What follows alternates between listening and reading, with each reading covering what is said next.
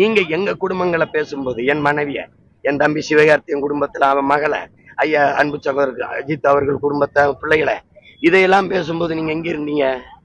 எங்க இருந்தீங்க?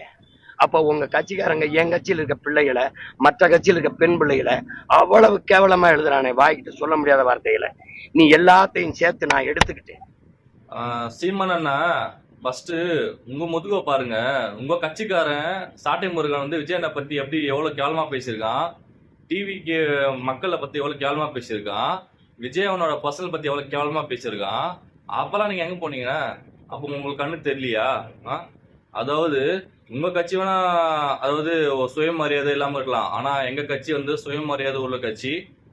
அது மகளிர் வந்து தப்பா டிவி கூட மகளிர் பத்தி தப்பா பேசியிருக்கான், ஒட்டுமொத்த மகளிரோட லேடிஸ் தப்பா பேசியிருக்கான். அதுக்காக என் அண்ணா வந்து சொந்த அக்கா அம்மா அப்படின்னு நினைச்சு போய் கம்ப்ளைண்ட் பண்ணாங்க. சரியா? அதுதான் ஒரு தலைவனோட அழகு. சரியா? அந்த தலைவன் அழகு தான் வந்து உங்களுக்கு வந்து அது கோவம் வருது, அது உங்களால இது பண்ண முடியல, அதனால அது பிரச்சனை உங்களுக்கு. அதை முதல்ல ஒழுக்கம் சுயமரியாதை கத்துனாங்க உங்க கட்சியில, உங்க ஆளுங்களை சொல்லி கொடுங்க முதல்ல.